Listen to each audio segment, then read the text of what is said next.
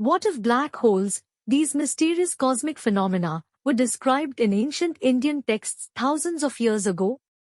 Today, we will explore the Vedic perspective on black holes and the astonishing connections to modern astrophysics.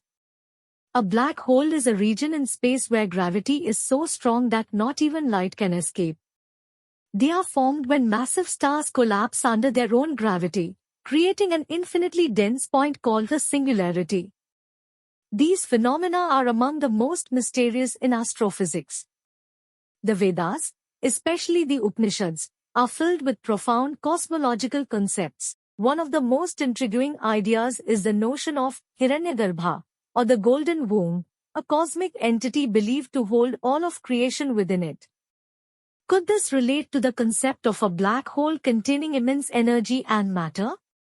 Similarly, ancient Indian texts describe Kala, or time, as a consuming force, something that devours everything eventually. The Bhagavad Gita refers to Krishna as Kala, the all-consuming force.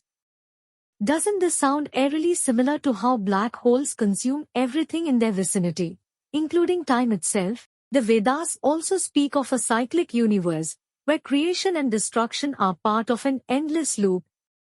Modern science is beginning to explore similar theories, such as the oscillating universe model, which suggests that black holes might play a key role in recycling matter across cosmic cycles.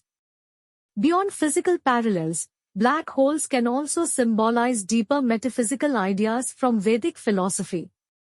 For example, the concept of Brahman, the ultimate reality that is beyond comprehension, aligns with the indescribable and mysterious nature of singularities and black holes. Could it be that ancient Indian sages intuited these cosmic truths through meditation and observation, rather than advanced technology? Modern science uses mathematics and telescopes to study black holes. The Vedic seers, on the other hand, used inner observation and philosophical reasoning.